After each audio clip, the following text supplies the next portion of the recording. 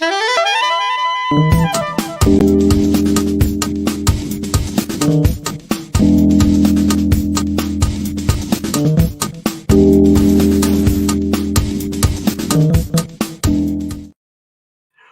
welcome here to Ignite Press and to another book launch livecast. I'm excited today because Dr. Julie Wendt is here, and we're going to talk today about what's eating our kids. That's right. We're going to be talking about food allergies and reactions and things like that, and practical solutions that I think you will find very useful, very helpful. So I'm going to bring Julie on in just a second. Before I do that, I just wanted to give you the invitation that if you have a book within you, if you've thought about creating a book to help support your brand, your business, your nonprofit, your message, please reach out to us. I'd be happy to have a conversation with you about your book and see how we can help bring that to reality.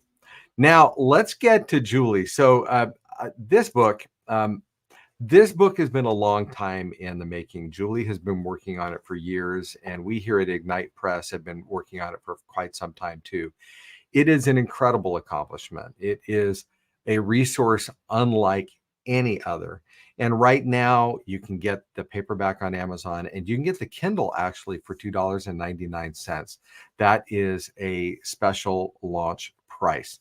So let's bring on Julie to talk about What's Eating Our Kids, a parent's guide to food allergy, intolerance, and toxicity. Well, Julie, how are you today? This is a big day. I know. Thank you. It is a big day. Now, and you've already done, you were on television in Phoenix yesterday. Yep. And I know you've got some other things planned, but today's the official launch of What's Eating Our Kids. Why don't you tell us first about you? Tell us a little bit about your background and who you are, how you came to this position. Right. Well, I'm a physician. I have been practicing for 20 years, of which about half the time now I've been practicing in the local community. And in the course, and I'm an allergist, I'm a board certified allergist immunologist. And in the process of educating my patients, I really looked forward to putting together educational handouts so that I didn't just describe it to patients. I gave them something to take home in case they forgot some things that I talked about, or in case I forgot to talk about certain things, or if they had any questions, just to help manage their diseases. And I decided to put them together and expound on them. And it's one of the most fun things I do is educating people. And so that's how this all came about. So you really created quite the resource here. But you mentioned, we were just getting ready to come on air when you were talking about your interview yesterday. Yeah. You said something. Everybody has a food allergy or food reaction story. Is that something that you come across with all your patients and everyone you talk to? Yes. Every time someone's like, well, what did you write about? And I tell them food allergy, then I get a story out of them, and it's fascinating. I should have told people a long time ago I'd have had a lot more stories for the book. And I love hearing people's stories, but some of them are so heart-wrenching. And a lot of times people don't know where to go, what to do, or how to even begin evaluating. And this book is, I hope, for them. And I think it's applicable not only to kids, but to adults. I just think that parents are so, it's just such a, big burden to be a parent of a kiddo with a food allergy that I really had to dedicate it to them. But I think it's very applicable to all people with food reactions. So I think of people who have bee stings and stuff like that. I think of my poor sister-in-law, who is deathly allergic to peanuts, and has, almost died as a result. And I think that we are so, like, just in the last 15, 20 years, it seems, has this type of thing really come to the forefront. And we start talking about peanuts on airplanes and that type of thing. Why did it take us so long, do you think, to hit this? Like, this is knowledge that you have, that you've developed, and all of this. Why don't we all know this already? I'm just, it's so curious about that. Yeah, well, there's probably a couple reasons behind that. Is one, food allergy and allergy in general has increased and is really on an upward trajectory in general. And so I think we just have a critical mass of people. And I mean, it's so horrifying to find out someone is at school and dies because of an accident like this. I mean, that's just a horrible reality of the situation. And then finally, we really have some of the tools to help either prevent it or to treat it if it already exists. For example, food oral immunotherapy. And actually, it's been around for more than a decade, but it's really becoming forefront and mainstream for allergists to offer it nowadays. So in other words, enabling someone, instead of dropping dead, your poor sister, from peanut, maybe being able to accidentally ingest a couple peanuts and not even know it, or accidentally ingest it, and instead of having a life-threatening reaction, just being aware, boy, they have an upset stomach. And so some people can free eat with this modality, but for the most part, it's just been very protective for the patients that have used it. So for the most part. Can you tell us more about food? You said food oral immunotherapy. Can you tell us more about Sure. what is that work? This is one of the treatments that I talk about in my book. So food oral immunotherapy is literally giving you therapy based on the trigger food.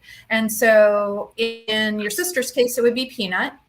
And we start below the known allergic threshold. So those values are all pretty well documented, and allergists have access to them. And so we write protocols, and we slowly increase the amount that is ingested until it's a target amount. Like for peanut, it's a couple peanuts is usually what the target amount, depending on the allergist. And so they're doing that on a daily basis, as opposed to eating it and having their airway compromised, wheezing, turning red, having hives, not being able to breathe, and dropping dead. They're eating that every day as part of their therapy, and it's working well. And like I said, we've been doing it for over a decade, and now it's becoming more mainstream. So most allergists, board certified allergists, are offering it. Okay, Very now fun. I had never heard that, by the way, and it makes all sorts of sense. I can imagine the trepidation that initially occurs with somebody when you're asking them to intentionally ingest something that they know they're severely allergic to. Do you? How long does that take? I mean, I imagine it varies, but how long does that process take to develop that kind of tolerance to that allergen? It takes about 6 months on average, and that's what we ask patients to dedicate, 6 months. Some people it takes a little longer, some people shorter. Things happen along the way, just like our traditional allergy shots. People get sick, COVID happens, things like that prevent people from being able to come on time or do what they need to do. But for the most part, if everything goes well, it's about 6 months. Okay, so I'm really thrilled that you brought that up, because I'm going to bring that up to my sister-in-law. It's like 6 months of therapy versus a lifetime of fear over accidental ingestion. Wow, I think that sounds critical. Now, your book is chock full of resources. that you have put together for people in What's Eating Our Kids. Can you talk about some of the resources that you've included in here that people will find useful? Right. So, as you know, well, I really went out of my way to provide a lot of pictures, a lot of graphs. I want people to walk away and really understand what I'm trying to tell them. And it's a pretty comprehensive book. So this is not a lightweight book. The cartoon on the front belies how much detail we go into. But I also want them to find it interesting. And so I provided a lot of pictures so that people can picture what's going on, as well as reading words, and a lot of web resources. I went out of my way to make sure people would know who to go to, like what type of doctor, if they were having issues to start with. And I mean, I know that's a problem because I see people all the time, and actually seeing people with food reactions, bloating and digestive issues and diarrhea or constipation and abdominal pain. I mean, bloating to the point where they look pregnant. I mean, even men after eating foods, and it's just so terrible not being able to go out without knowing where the bathroom is. And this, may be not just an allergy, it can also be an intolerance. And so I've been getting so many people, and I think it's an artifact of us really changing our food supply to being processed and even ultra processed. And our stomachs, our digestive systems can't really handle it very well. And so I've seen a lot of people with this issue, and rather than saying, I'm not going to help you, which I've never been good at, I tackled the issue. And a good part of this book is dealing with other reactions that I see when it comes to food that people assume is allergies, but is not necessarily allergies. And a lot of times they look just the same. So I can't blame patients for just hunting me down as an allergist because the symptoms seem like that would be an allergy. Okay, and I was looking. It's on page 68. You've got this section here where you're listing a lot of different allergies, and I think this is a really helpful resource for people to have. So for instance, you talk about a sesame allergy, and then you talk about cross reactivity. So you said if you have sesame allergy, then you're likely also to be allergic to poppy seeds, mustard seeds, some other seeds. And I love it that on each section you talk about how what's the likelihood that they'll develop a tolerance to it over time, with or without treatment, when to reassess. I think it's really comprehensive that you've gone through here. I'm looking here at the cow's milk allergy and how you've broken down the development of tolerance by age groups even. Really, really, really helpful.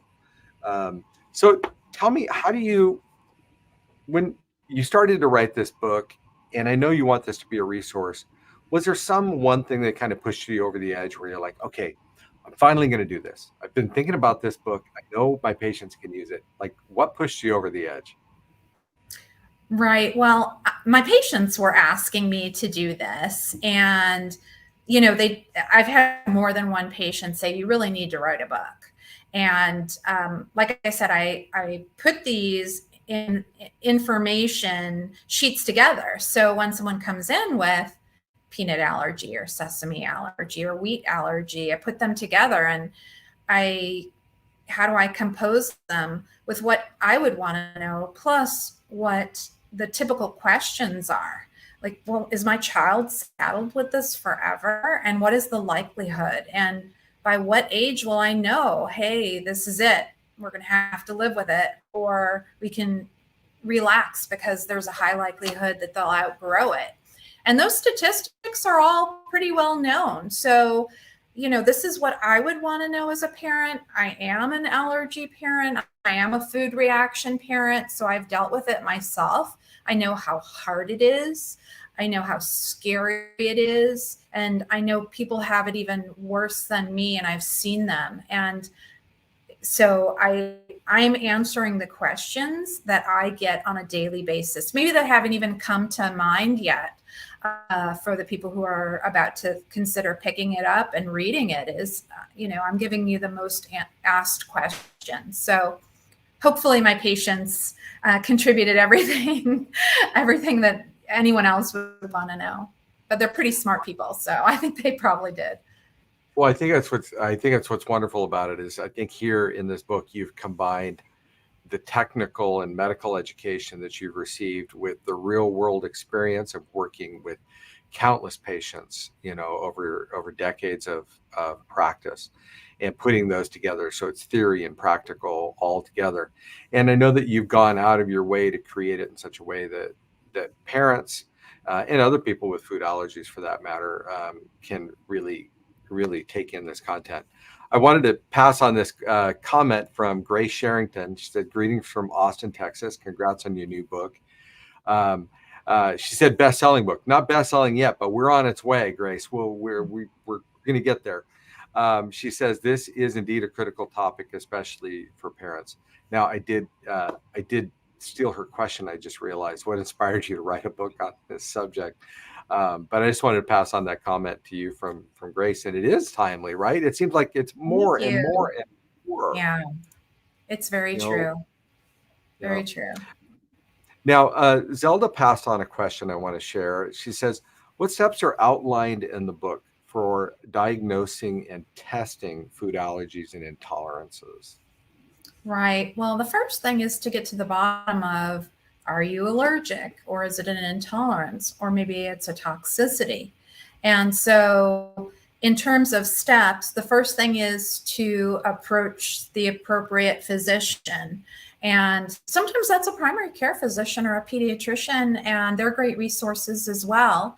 And if it's something that they can handle, great. If not, and typically they don't have all the testing ability, it's coming to an allergist in order to be tested. And we have testing for allergies. Most of the testing for intolerance a patient does themselves, because it can take so long to manifest itself. Staying in my clinic for a whole month is something I like the idea of, but not all my patients do. So, exactly how to test it and how to differentiate between them, and then ruling out, what is the exact trigger, and then the opportunities for dealing with it. What are the available treatments, or is it just avoidance, or is it avoidance and a treatment, or is it just reduction? So, I outline that on the way along with it. And I have actually a few graphics, to try and help people differentiate without even the aid of a physician, although a physician is a great collaborator. And certainly if it's a life-threatening issue, you should go to a physician for some aid. But we have a lot of graphics along the way to try and differentiate between the two and just aim in that direction for the parent or the patient. So, Julie, you drawing a line between allergy and an intolerance, and how do you tell the difference between the two? What is the difference between the two? Right. So an allergy is, we call it a hypersensitivity of the immune system. So technically speaking, we need food to survive, right? So we don't want to have a life-threatening allergic reaction. That makes no sense. But occasionally our immune system, which is hot-wired to be able to protect us hypothetically against anything, the regulation goes awry, and we attack something that looks like an allergy, has characteristics on a microscopic level of an allergy, but is not an allergy. And when that happens, we see the rip-roaring immune response where people, have a severe allergic reaction. It's, like I said, it's even potentially life-threatening. And I think that, just something that people can relate to if they don't know someone who has that type of response is, remember COVID, where people were having this terrible immune response that was literally eating out their lungs. The immune system is very, very powerful and potent. And so basically mistaking food for something that is really a problem. And that is an allergic reaction. And intolerance is really a mismatch of how much we ingest versus how much we can metabolize, break down, absorb, and process. And if our ability to do if we eat more than our ability to do any of those things, then we start having intolerance. And then toxicity is pretty obvious. Every now and then we ingest something that we shouldn't, or we're ingesting things that really should be outlawed, and just we haven't gotten the research together to figure out that they're a problem, or it's an accident, bad food, food poisoning, that sort of thing. So. Okay. All right. As you wrote your book, was there some part of the book that kind of wrote itself that was like an easier part to write than another? Well, like I said, I really started with all my educational handouts. And while they may not have been easy along the way, I guess pulling them together was one of the first things I did. But also really speaking as a parent is very easy on this topic. I think everyone is affected by food allergies and reactions at this point. It's almost impossible not to be, at least at some point in life, if not chronically. And so, I've gone through it with my children, and I think we're mostly past that point. But I know how anxiety provoking it can be. And I've also watched a lot of parents of children with severe allergy walk through this process. And I actually saw one the other day and thought about this book launch because this little kiddo who has been my patient for so long, like since he's been born, and now he's running around and he's in school. And I remember, I remember the moments when his mother was taking him to school for the first time and saying, Dr. Wendt, I have no control. And I remember that. And I remember feeling that, but her situation and her son's situation is so much worse. And so,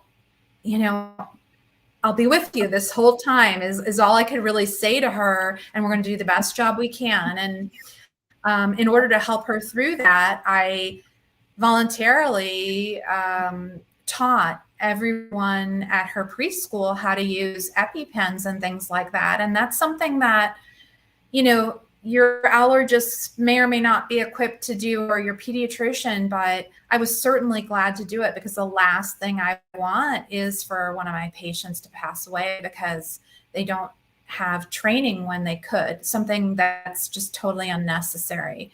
And so that sort of thing was very easy to write, is some of the really, really great situations and some of the really, really bad situations with food.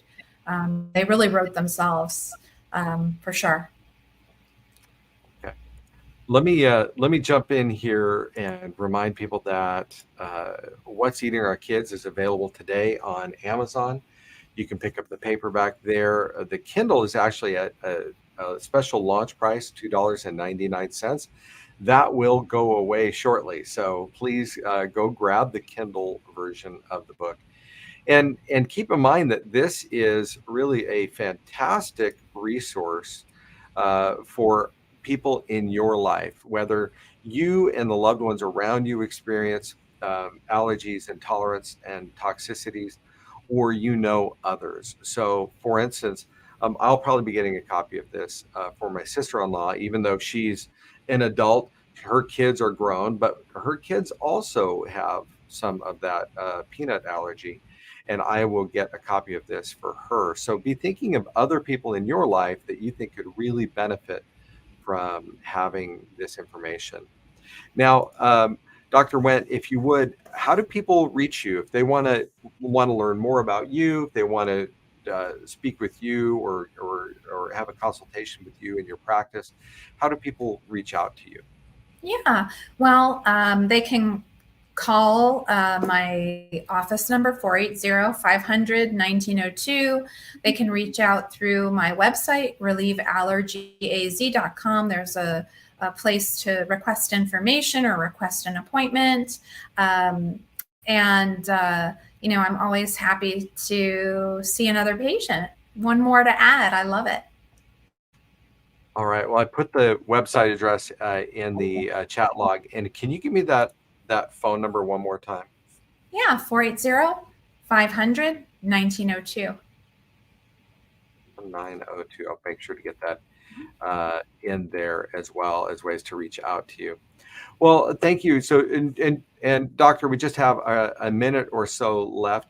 Is there any other thing that you would like to share? Any other story or thought or anything like that before we sign out? I'm glad we've got your contact information in here so people can reach you.